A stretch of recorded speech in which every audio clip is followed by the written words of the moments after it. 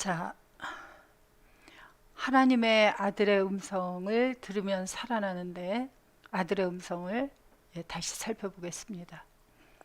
자, 하나님의 아들의 음성을 들으려면 2000년 전에는 이스라엘로 가야 했습니다. 그래서 가서 다니시는 예수님을 따라다녀야 됐어요. 그래서 예수님의 입으로부터 나오는 말씀을 들어야 했죠.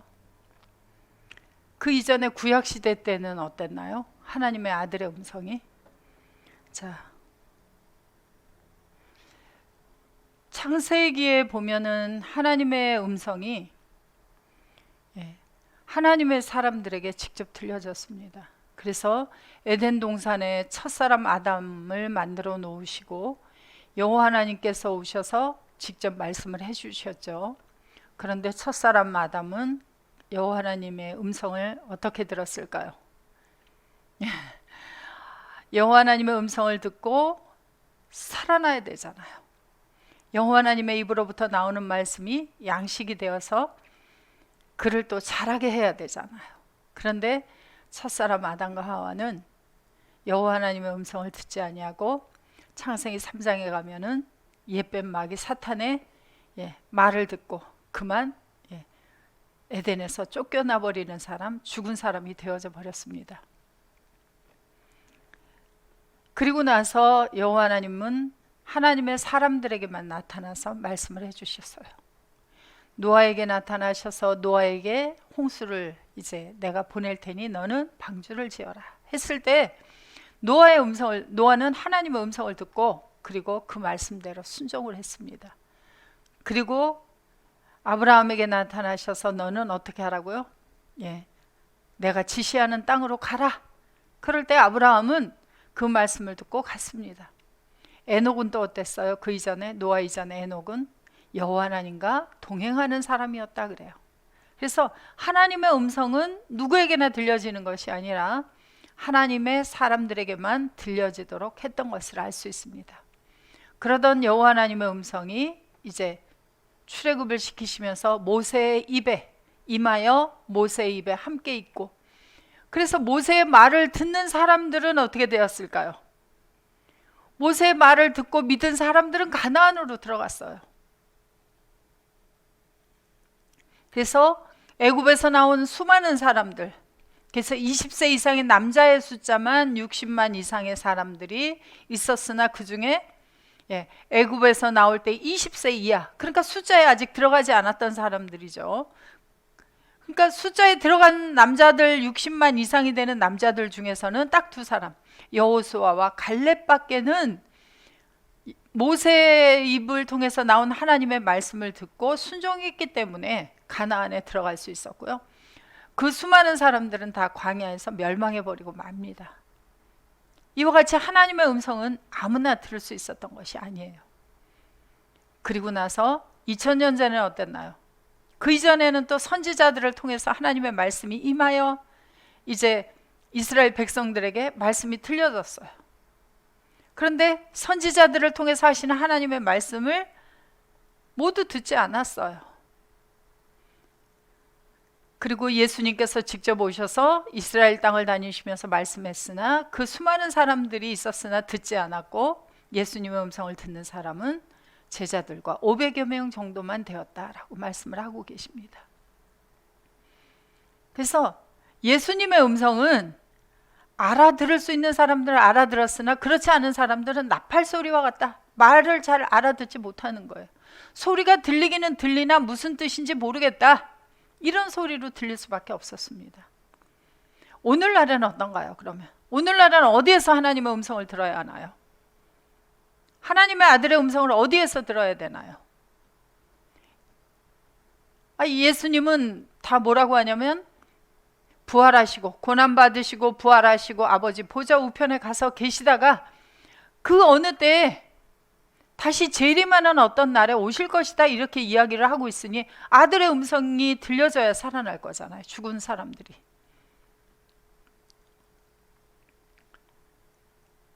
자, 바울은 그래서 뭐라고 얘기해요? 바울은 로마서부터 바울은 이야기하기를 자, 빌립보서 4장 13절에 간단하게 가서 보시면 내게 능력 주시는 자 안에서 내가 모든 것을 할 수 있다 그래요.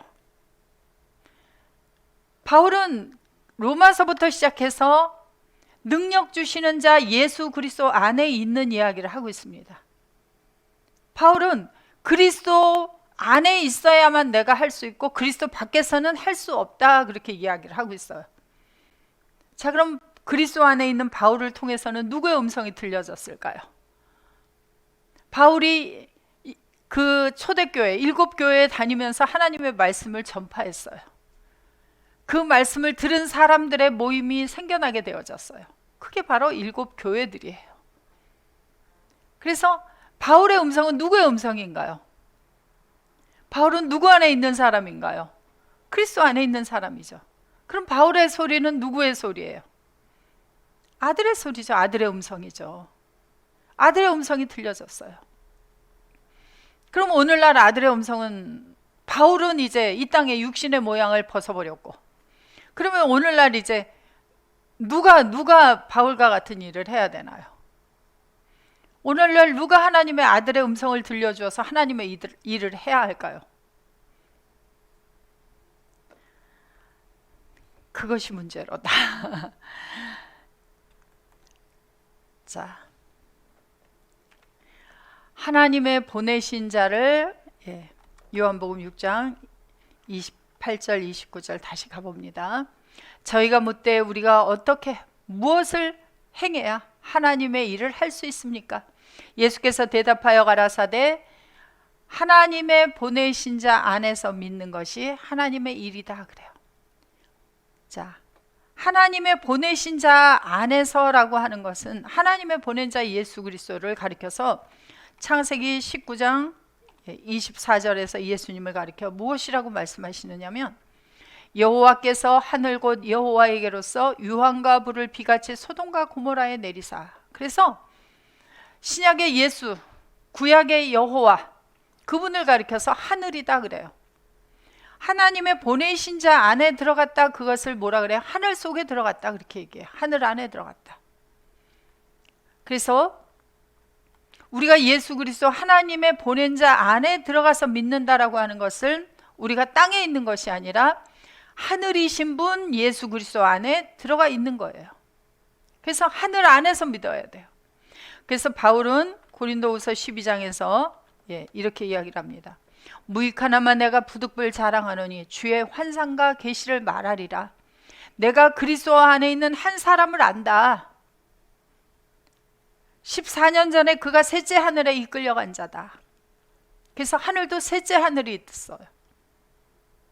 아까 여호와 하나님을 가리켜서 창세기 19장 24절에서 뭐라 그랬죠? 하늘이다 그랬어요. 하늘이다. 하늘 같은 분이다. 그러면 예수님에게 하늘 같은 분은 누굴까요? 그래서 한국은 대단히 성경적인 나라다. 많은 비유들을 가지고 있는데 그것이 아주 성경적이에요. 집안에서는 예전에 남편을 가리켜서 하늘이다, 아내를 가리켜서 땅이다 그랬어요. 그런데 요새는 어때요? 남편도 아내도 다 하늘이 되어버리고 또 아들도, 자식들이 하늘이 되어서 살죠. 제가 자식을 기를 때는 진자리 마른 자리 갈아 누이고 불면 날아갈까 쥐면 꺼질까 길러놨는데 이 아이들이 장가를 가더니 아내가 이제 뭐가 됐어요? 저희 아들한테 아내가 하늘 같은 존재가 되더라고요. 그래서 부모의 말은 잘 안 들어도 누구의 말을 잘 들어요? 아내의 말을 잘 들어요. 그러더니 그 다음에 아이가 태어나니까 아이가 울기만 해도 쫓아가죠. 아들이 아프면 다 제쳐놓고 병원에 가죠. 누가 하늘이 됐어요? 자식이 하늘이 됐어요.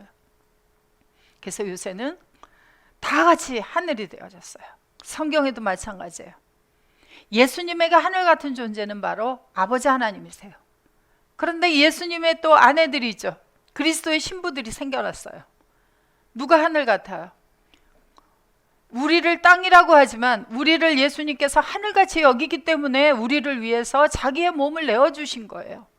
우리가 하늘 같은 존재가 아니라면 우리를 위해서 왜 자기의 목숨을 내어주시겠어요? 하나님 앞에 우리가 하늘 같은 존재가 아니라면 우리를 위해서 왜 예수님을 내어주시겠어요? 하나님은 우리를 땅으로 여기는 게 아니라, 우리를 땅에 두시는 것이 아니라 하늘로 끌어올려서 하늘 안에 두시려고 하기 때문에 우리를 위해서 예수님을 보내주셨고, 예수님은 우리를 위해서 자기의 몸을 내어주신 거예요. 그래서 우리도 또한 하나님 앞에서, 예수님 앞에서 하늘과 같이 되어버렸어요. 그래서 우리를 하늘로 이끌러 올려주셨어요. 그래서 예수님도 하늘, 아버지 하나님도 하늘, 우리도 뭐예요? 하늘과 같은 존재들이에요. 그래서 셋째 하늘이 있습니다. 그래서 층층으로 보면 셋째 하늘이 어디까지 가야 돼요? 우리가 첫째 하늘, 둘째 하늘, 셋째 하늘, 이것이 한 존재로 되어 있어요. 그래서 바울은 누구 안에 들어간 다음에 이걸 알게 되어 있어요. 그리스도 안에 들어간 후에. 그러면 여러분들이 지금 그리스도 안에 들어갔으면 여기에다 자기 이름을 넣을 수 있어요. 내가 나의 존재를 잘 몰랐더니 내가 어디에까지 이끌려 올라갔는지를 알게 되어지면 바로 우리도 똑같은 고백을 할 수 있어요. 이런 자랑을 할 수 있어요. 내가 부득불 자랑하노니 주의 환상과 계시를 내가 말한다. 환상과 계시가 그냥 이렇게 눈 감고 있는데 보여지는 게 환상과 계시예요? 아니면 우리가 그리스도 밖에 있는지 그리스도 안에 있는지, 하늘 속에 있는지 땅에 있는지, 양쪽을 다 보고 살면 어때요? 우리가 이것이 다 현실인데, 이것이 세상의 사람들이 볼 때에는 뭐예요? 보이지 않아요. 그래서 환상과 계시다 그래요. 그래서 이 계시라고 하는 것은 에베소서 3장 3절부터 보시면, 곧 계시로 내게 비밀을 알게 하신 것은 그래요. 그래서 계시, 비밀을 알게 되어진 거예요. 이것을 읽으면 그리스도의 비밀을 내가 깨달은 것을 너희가 알 수 있으리라. 누구의 비밀? 그리스도의 비밀을. 이제 그의 거룩한 사도들과 선지자들에게 성령으로 나타내신 것 같이 다른 세대에서는 사람의 아들들에게 알게 하지 아니하셨으니, 사람에게 아들들에게 알게 하지 않았기 때문에 그들에게는 비밀이에요. 우리는 그 비밀, 계시로 비밀을 알게 되었기 때문에 이제 비밀이에요? 아니에요? 우리끼리는 아는 사실, 사람의 아들들에게는 비밀. 그래서 이는 그 비밀이 뭐예요? 이제 그의 거룩한 사도들과 선지자들에게 나타내신 그 계시, 비밀은, 이는 이방인들이 복음으로 말미암아 그리스도 예수 안에서 그리스도와 함께 상속자가 되고, 그리스도와 함께 지체가 되어지고, 그리스도와 함께 약속에 참여하는 자가 된 것이다 그래요. 여러분들은 하나님을 누구라고 부르고 있어요? 아버지라고 부르죠. 그럼 하나님의 무엇이 된 거예요? 하나님의 아들이 되었죠. 아들은 하나님의 상속자예요. 어떤 걸 상속하고 싶으세요? 세상의 물질적인 것, 그거 영원하지 않아요. 이 땅에 있는 동안 필요하긴 합니다. 그러나 하나님의 재산은 물질적인 게 다가 아니에요. 뭐예요? 하나님의 재산은? 하나님의 재산은 하나님의 아들들이 하나님의 재산이에요. 그래서 하나님의 상속자가 되고, 그리스도 안에서 지체가 되어지고, 그리스도와 함께 하나님의 약속에 참여하는 자가 됩니다. 이 복음을 위하여. 그래서 그리스도 예수 안에서 주님과 함께 상속자가 되고, 주님과 함께 지체가 되어지고, 주님과 함께 약속에 참여하는 자가 되어지는 것이 뭐라고요? 계시, 비밀, 알게 되어진 이 사실이에요. 그러면 내가 부득불 이제 자랑하는 그 비밀은 뭐예요? 주의 환상과 계시는 뭐예요? 계시로 여러분들이 비밀을 알게 되어진 이것이에요. 누구 안에 있는 것? 그리스도 예수 안에 있는 것. 그리스도 안에서 함께 후사가 되어진 것, 지체가 되어진 것, 약속에 참여하는 자가 되어진 것. 이것이 바로 계시, 비밀이에요. 그래서 나는 그리스도 안에 있는 한 사람, 누구? 바로 바울 자신을 바울이 알게 되어졌어요. 여러분은 누구를 알아야 돼요? 2000여 년 전에 살았던 바울을 알아야 돼요? 아니면 지금 바울과 같은 그리스도 안에 있는 만들어진 나를 알아야 돼요? 그래서 우리는 몇 년 전에 셋째 하늘에 끌려 올라갔어요. 다 각각 다르겠죠. 주님이 언제 끌어올렸는지는 모르나 나는 몸 안에 있었는지 몸 밖에 있었는지 나는 모르거니와 하나님은 아신다. 하나님이 어디서 아시는 거예요? 저 멀리에서 아시는 거예요. 나와 함께 계셔서 나를 알고 계신 거예요. 나와 함께해서 나를 알고 계신다 그래요. 내가 이런 사람을 아노니 그가 몸 안에 있었는지 몸 밖에 있었는지 나는 모르거니와 하나님은 아시느니라. 그가 낙원으로 이끌려가서 말할 수 없는 말을 들었으니 사람이 가히 이르지 못할 말이로다. 몇째 하늘에 끌려 올라간 거예요? 셋째 하늘에. 셋째 하늘에 끌려 올라간 것을 낙원으로 이끌려갔다 그래요. 낙원은 무엇이 낙원이에요? 뭐가 있어야 낙원이에요? 계시록 2장에 가서 보시면은 에베소 교인들에게 그러죠. 낙원에 있는 생명과를 주어 먹게 하겠다. 생명나무가 있는 곳이 낙원이고 생명과를 먹을 수 있는 곳이 낙원이에요. 생명과를 먹으면 어떻게 되어져요? 창세기 3장 22절부터 보시면은 생명과를 먹으면 영생을 소유하는 사람이 되어져요. 여러분들은 뭘 먹고 영생을 소유했어요? 예수 그리스도 안에 들어가 있으니까. 예수님이 무슨 나무니까? 여러분들이 있는 곳이 그러면 어디예요? 바로 셋째 하늘 낙원이잖아요. 생명나무가 있고 생명과가 있잖아요. 그 생명과를 먹으면 여러분들이 영생하잖아요. 여러분들이 나눠주는 것이 뭐예요? 생명과를 나눠줄 거잖아요.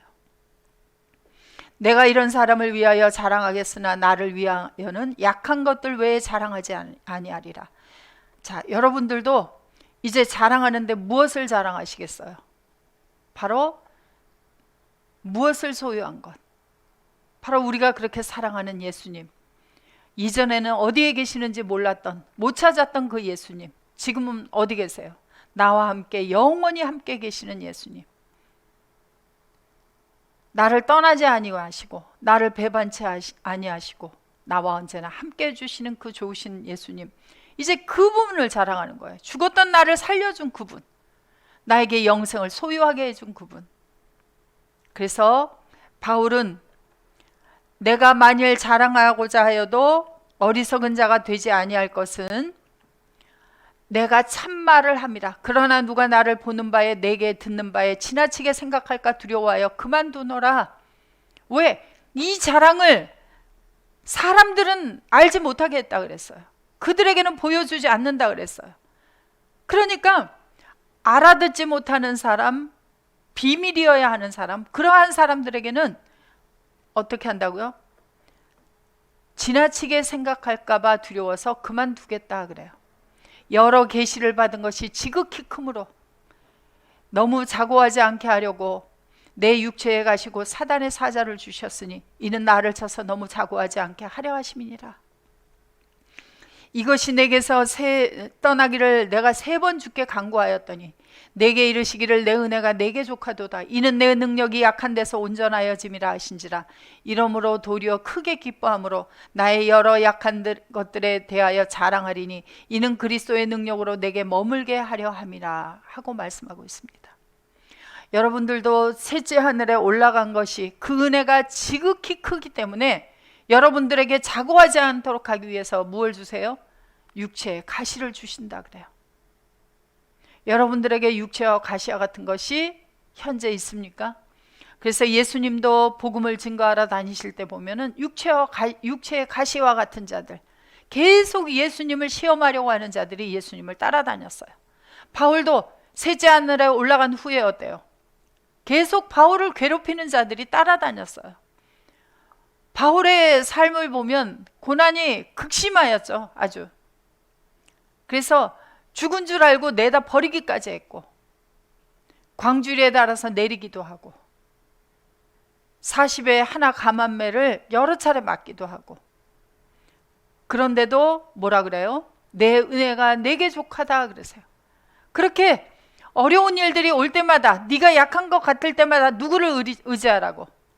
오직 주님을 의지하라고. 오직 죽은 자를 살리신, 죽은 자들 속에서 살리신 바로 그분만 의지하게 하려고 그러한 일들을 주셨다라고 이야기를 하고 있어요. 그래서 하늘 같으신 분 안에 우리도 어떻게 돼 있어요? 지금 하늘 같은 자 속에 우리도 들어가 있습니다. 그런데 이 하늘 속에 올라가는 것을 자기가 해보려고 하는 자들이 있어요. 자, 이사야서 14장 12절부터 보겠습니다. 너 아침의 아들 계명성이여 어찌 그리 하늘에서 떨어졌으며 너 열국을 엎은 자여 어찌 그리 땅에 찍혔는고. 그래요. 자, 계명성이라고 하는 것이 이게 이 단어가 무슨 뜻인가 하고 살펴보면, 이 계명성이라고 하는 것은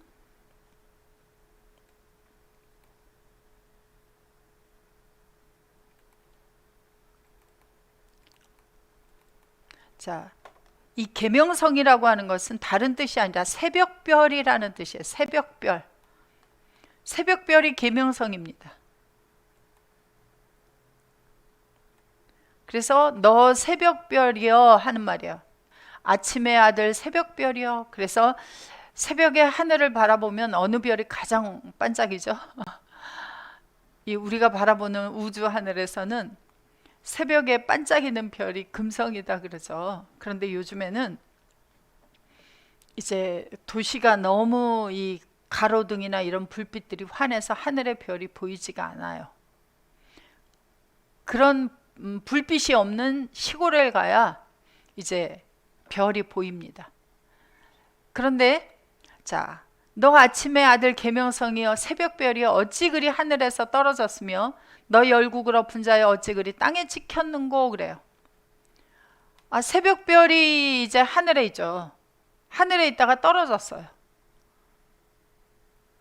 그러면 이 계명성은 별이에요, 별.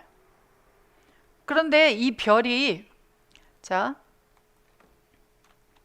계시록 22장 6절에 보면 예수님을 가리켜서도 22장 16절 예수님을 가리켜서도 뭐라 그러냐면 나 예수는 교회들을 위하여 내 사자를 보내어 이것들을 너희에게 증거하게 하였노라.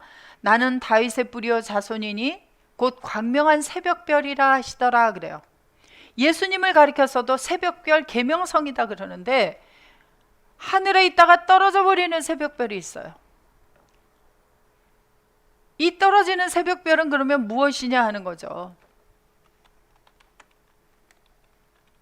그래서 떨어져 버리는 새벽별이 있는데 왜 그러냐면 자, 고린도후서 11장 13절부터 가서 보시면 저런 사람들은 거짓의 사도요 괴율의 역군이니 자기를 그리스도의 사도로 가장하는 자들이다 그래요. 가장하는 게 뭐예요? 꾸미는 거예요. 가짜가 진짜처럼. 이것은 이상한 일이 아니라 사탄도 자기를 광명의 천사로 가장하나니. 그래서 예수님이 새벽별로 등장하시면 사탄도 새벽별로 가장하고 등장하는 거예요. 그래서 자, 에덴 동산의 창세기부터 생명나무 여호와 하나님이 계셨어요. 그런데 그곳에 누구도 있었어요? 가장한 선악나무도 있었어요.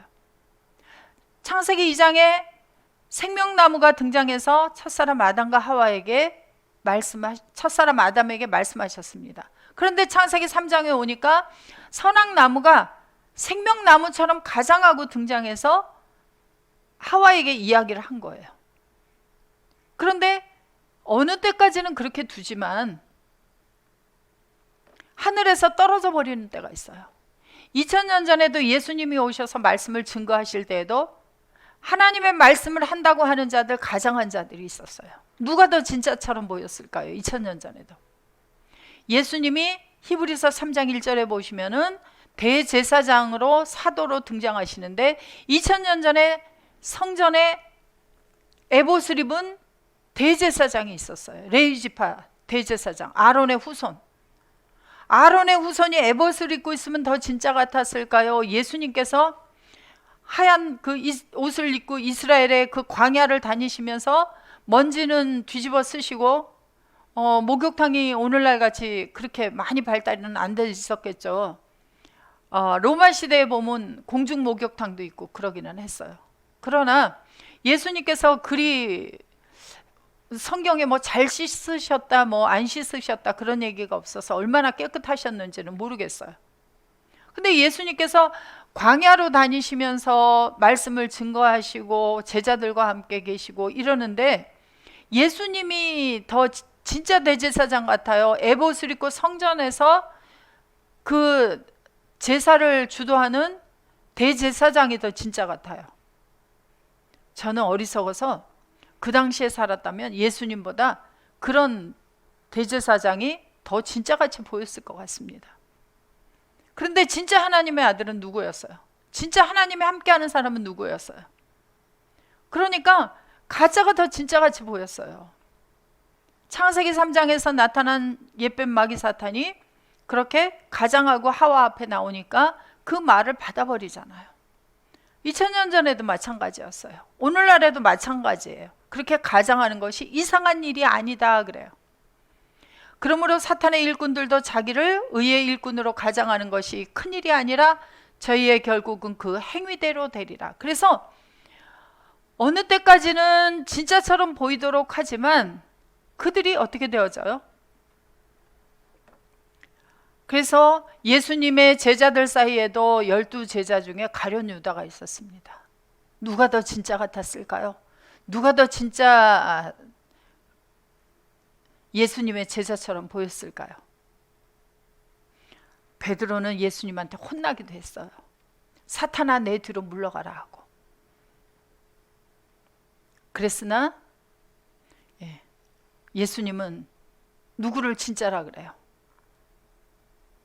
사탄아 내 뒤로 물러가라 해도 예수님을 떠나지 아니하고 예수님의 말씀을 받아들이고 예수님을 끝까지 쫓아간 주는 그리스도시요 하나님의 아들이라고 고백하고 영생의 말씀이 있으니 우리가 누게로 가오리까? 그리고도 예수님이 십자가로 가실 때는 또 배반하고 또 도망가잖아요. 그랬다가도 다시 사도행전에서 그 핍박을 또 받으면서 복음을 증거하게 한 11제자, 그들은 진짜였고, 예수님의 바로 옆에서 예수님의 돈 그 보따리를 가지고 다니면서 예수님 옆에 따라다녔던 가룟 유다, 그는 가짜였어요. 그래서 그는 결국 그 행위대로 가버리고 말죠. 진짜처럼 제자들 속에 가장하고 있었으나 그는 가짜였어요. 그래서 가짜가 진짜같이 가장하고 나타나기 때문에 이사야서 14장에서는 바로 그러한 새벽별처럼 예수님처럼 등장한 바로 아침의 아들 계명성을 이야기를 하고 있는 겁니다. 이 사탄은 하나예요, 여럿이에요? 하나님의 아들 예수 그리스도가 한 분이셨지만 예수님의 말씀을 받아들이고 예수 그리스도 안에 들어가서 하나님의 아들로 이제 하나님을 아바 아버지라 부르는 하나님의 아들들이 오늘날 생겨난 것처럼 가짜들도 하나가 아니라 복수가 됐어요. 그래서 창세기 3장에서는 뱀이 하나가 등장했지만 마태복음에 가서 보시면 독사의 자식들 굉장히 많이 있죠. 서기관들, 바리새인들, 사두개인들, 그들을 가리켜서 또 율법사, 제사장들, 그들을 가리켜서 독사의 자식들이라고 말해요. 그래서 계명성, 새벽별도 하나가 아니라 가짜 새벽별도 숫자가 늘어났어요. 그러나 그들이 어느 때가 되어지면 어떻게 돼요? 하늘에서 그들이 할 일을 마치면 땅에 내려 찍혀버리게 되어져요. 그래서 땅에 찍혔는고 그래요. 그래서 가룟 유다가 자기 할 일을 다 하고 예수님을 떠나가서 이제 그가 멸망의 길로 가게 되어진 것처럼 독사의 자식들도 그렇게 되어 있어요. 그래서 사로 1장에서 보시면 그런 자들을 왜 하나님께서 두셨다고 하시냐면 너희로 환난 받게 하는 자들에게는 환난으로 갚으시고 환난 받는 것이 너희에게는 우리와 함께 안식으로 갚으시는 것이 하나님의 공이니, 그래서 환난을 받게 하는 자들이 있지만 그들을 통해서 우리는 자라게 하시고 우리가 예수 그리스도 안에 있는 것을 더욱 깨달아 알도록 해서 우리가 예수 그리스도 안에서 안식하도록 하시고, 주 예수께서 저의 능력의 천사들과 함께 하늘로부터 불꽃 중에 나타나실 때에 하나님을 모르는 자들과 우리 주 예수의 복음을 복종치 않는 자들에게 형벌을 주시리니 이런 자들이 주의 얼굴과 그의 힘의 영광을 떠나 영원한 멸망의 형벌을 받으리로다 그래요. 그래서 이러한 자들을 사루 2장 9절부터 보시면 악한 자들의 임함이다 그래요. 악한 자의 임함은 사탄의 역사를 따라 모든 능력과 모든 표적과 모든 거짓 기적과 모든 불의의 속임으로 멸망하는 자들에게 임하리니 이는 저희가 진리의 사랑을 받지 아니하여 구원함을 얻지 못함이니라. 이러므로 하나님이 유혹을 저희 가운데 역사하게 하사 거짓 것을 믿게 하심은 왜 그러한 자들, 악한 자들을 두셔서 그렇게 미혹하고 그들을 멸망의 길로 끌고 가는 일을 하도록 허락하셨느냐 하면, 거짓 것을 믿게 하심은 진리를 믿지 아니하고 불의를 좋아하는 모든 자로 심판을 받게 하기 위해서다라고 이야기를 하고 있습니다. 하나님의 아들들을 위해서 하나님의 아들의 음성을 들려주어서 죽은 자들 속에서 살아나게 하시지만, 이 악한 자들을 보내서 또 멸망으로 가야 할 자들을 골라내는 일을 하고 계신다라고 이야기를 하고 계세요.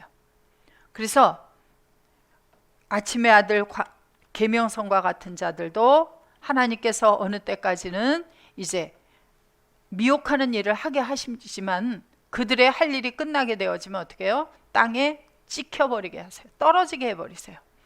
내가 내 마음에 이르기를 내가 하늘에 올라 하나님의 뭇별 위에 나의 보좌를 높이리라 그래요. 자, 이 사람의 힘으로 이 아침의 아들 계명석 사탄이 내가 하나님의 뭇별 위에 나의 보좌를 높여보겠다 그래요. 자, 별들은 하늘에 있죠.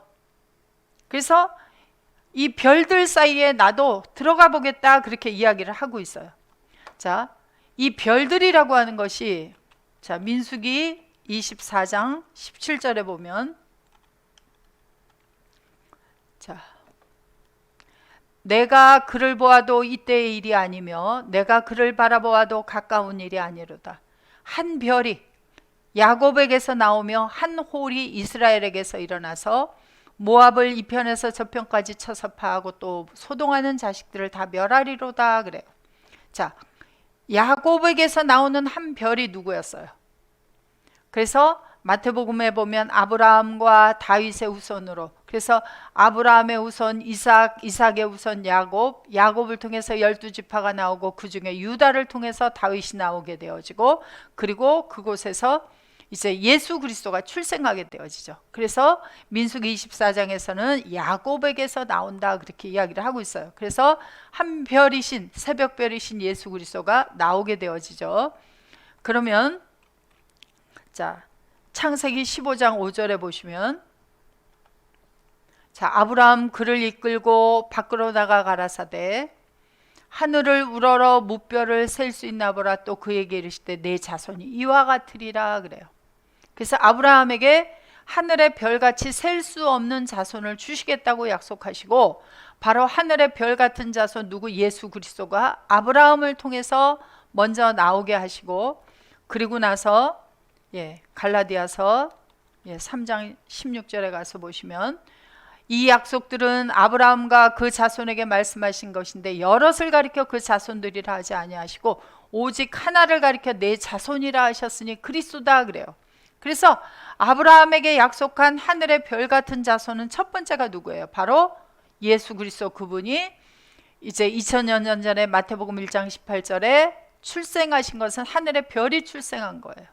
그래서 예수 그리스도가 한 별로 오시고, 그리고 또 그 다음에 하나님께서 너희가 다 믿음으로 말미암아 그리스도 예수 안에서 하나님의 아들이 되었으니 그래요.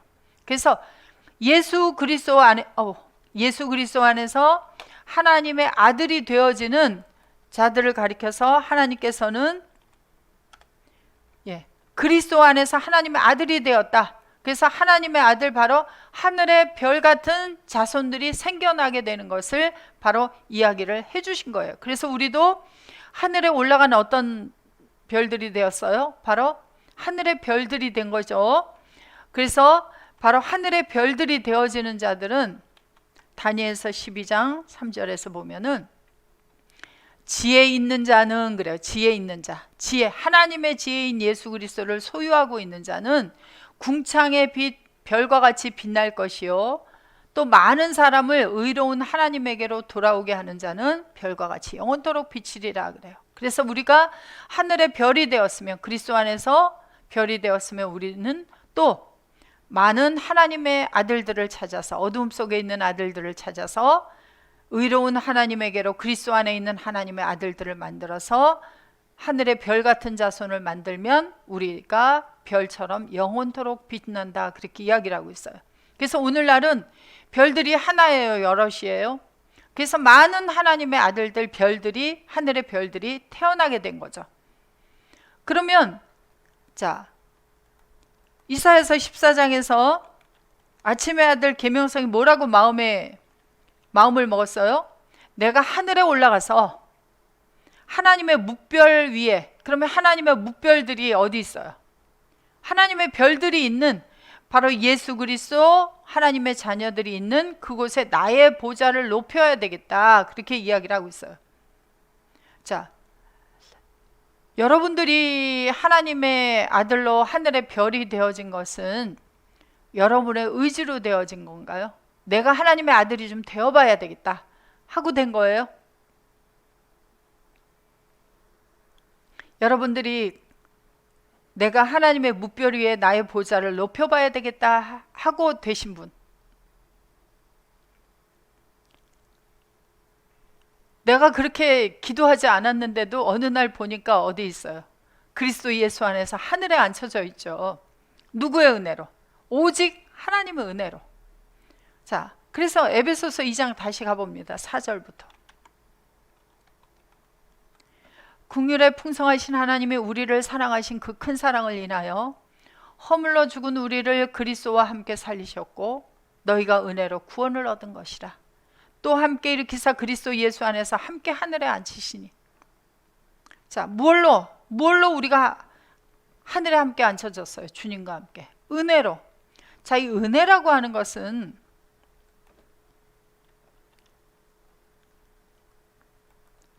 은혜는 헬라어로 보면 카리스예요. 카리스. 이 카리스라고 하는 단어는 여기 잘못 나왔는데, 자, 제가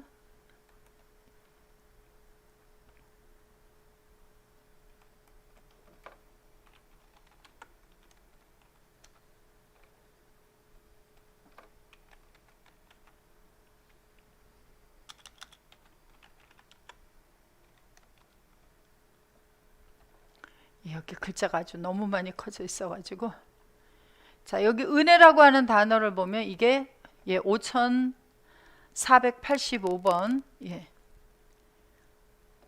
카리스입니다. 이 카리스는 5485번이에요. 자, 여기 5485번을 보시면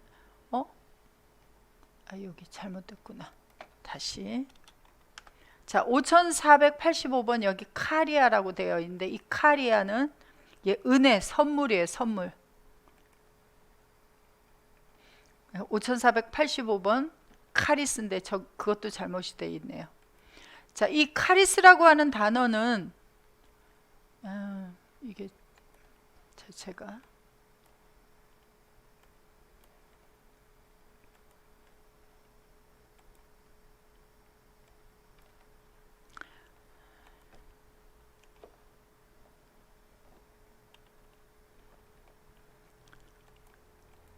자, 이 카리스라고 하는 단어는 자, 은혜, 호의, 선물, 그런 뜻이 있어요. 자, 선물은 돈을 내고 받는 게 선물입니까? 돈을 내지 않고 받는 게 선물입니까? 선물은 돈을 안 내고 받죠. 그래서 거저 받는 거예요. 그래서 이 선물이라고 하는 것은 하나님이 우리에게 아무 대가를 바라지 않고 거저 주신 거예요. 그래서 우리가 하늘 안에 앉혀진 이것은 하나님의 은혜로 값없이 되어진 일입니다. 아이고.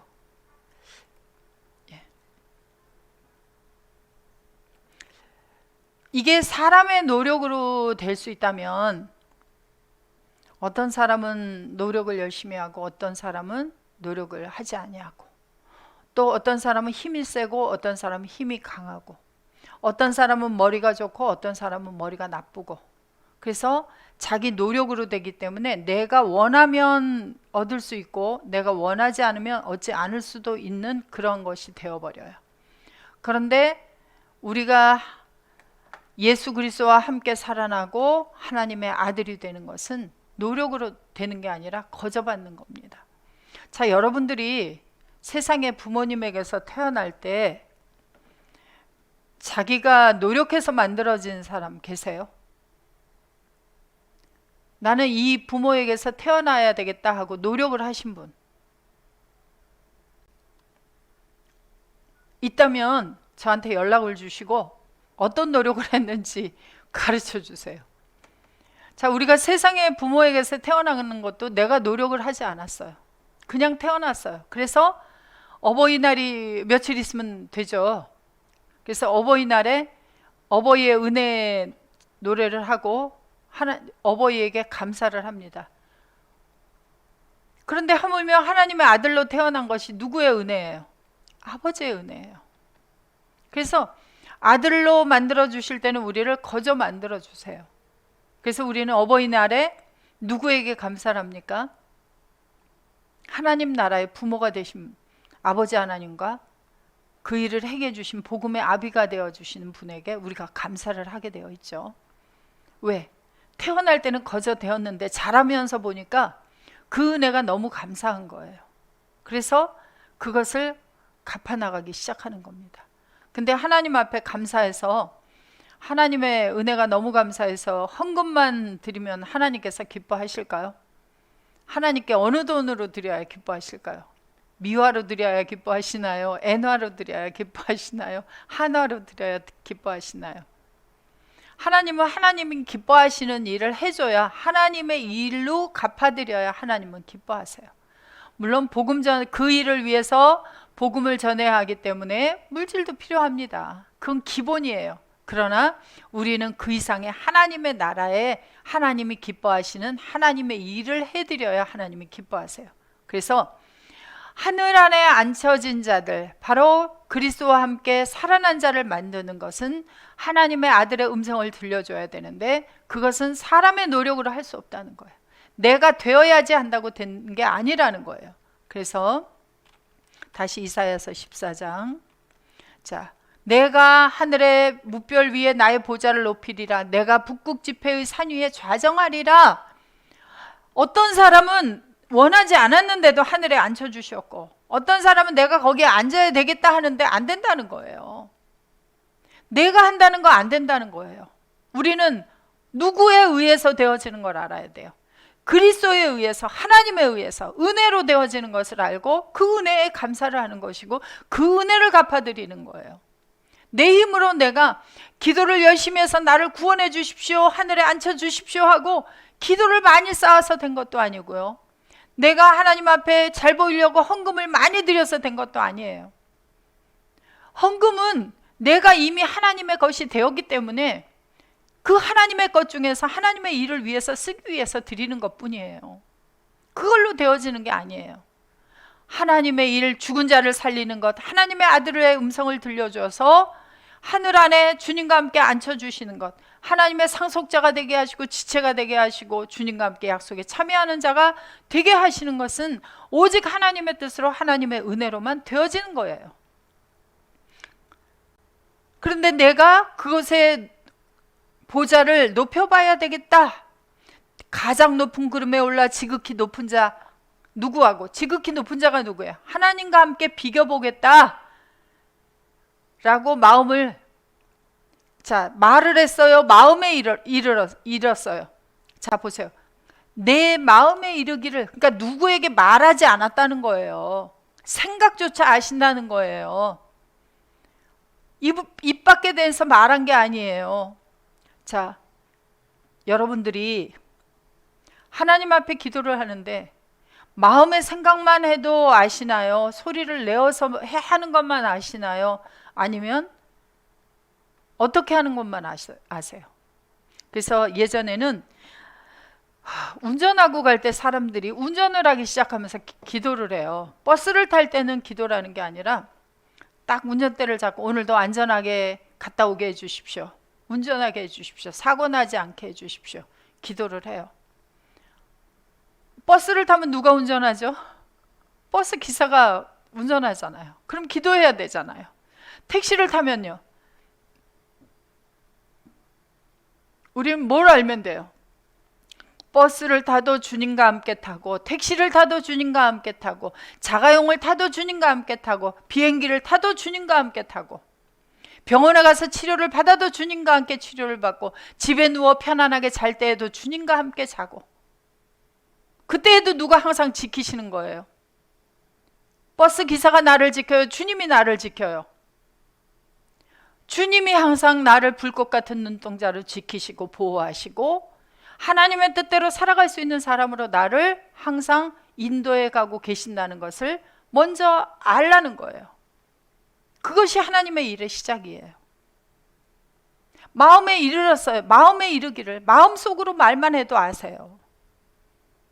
우리는 내 마음 속에서 하나님을 거역하는 것 하나님이 아시고, 내가 마음속으로 하나님 앞에 순종하고 있는 거 아시고, 내 마음속에서 하나님을 기뻐하는 거 아시고, 내 마음속에서 하나님을 내가 싫어하는 거 하나님 다 아시고, 그래서 우리 마음속 폐부까지 살피시는 하나님이시다 그래요. 그래서 우리의 마음속부터 온전히 깨끗한 사람, 그래서 하나님께서 우리를 새로운 사람을 만들어 주실 때 우리를 육체와 함께 정과 욕심까지 다 잘라내어 버리신 이유가 뭐예요?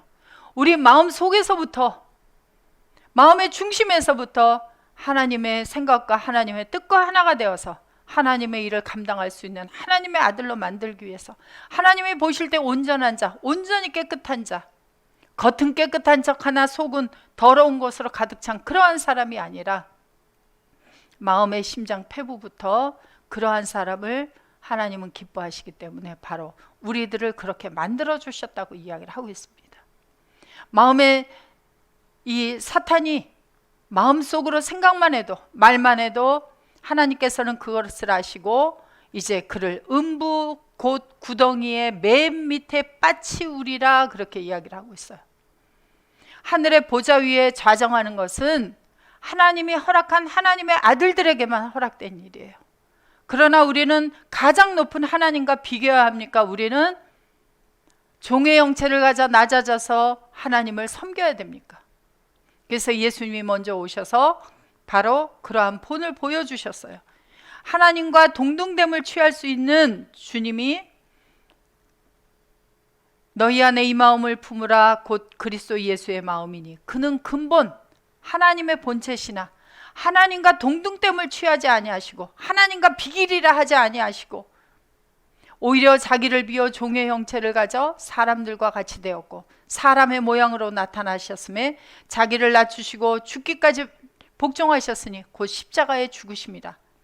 그렇게 낮아져서 하나님 앞에 순종하고 복종하였더니 하나님이 그를 지극히 높여 모든 이름 위에 뛰어난 이름을 주사 하늘에 있는 자들과 땅에 있는 자들, 땅 아래에 있는 자들로 모든 무릎을 예수의 이름에 꿇게 하시고 모든 입으로 그리스도를 주라 시인하여 하나님 아버지께 영광을 돌리게 하셨느니라. 그래서 우리가 우리 스스로 우리를 높이려 하지 말고 하나님께서 하나님 앞에 우리가 낮아져서 하나님의 사람들을 섬기고 그들을 하나님의 사람으로 만들어서 하나님 앞에 내어드리는 일을 감당해 나갈 때 하나님께서는 우리를 그때야 우리를 높여주시게 되어집니다.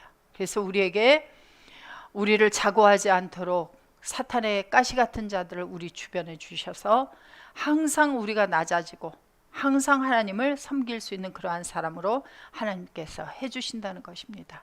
쉬었다가 다음 시간에 또 이어서 보도록 하겠습니다.